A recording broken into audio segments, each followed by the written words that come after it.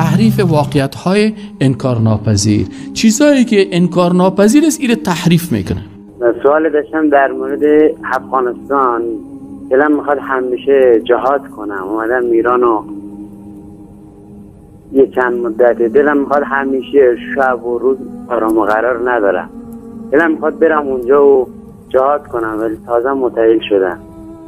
آیا جهادی هست؟ در رابطه با این که اصلیت چون افغانی هست و دوست داره بره جهاد کنه، و ببینید زمانی که شما یک مسئله ای را دیدید به عنوان این که میخواهید امر معروف و نهی از منکری کنید، همین که در خانواده خود شما فرزندان را تربیت کنید، همین که متأهلید، گفتید خانم را احکام اسلامی و دین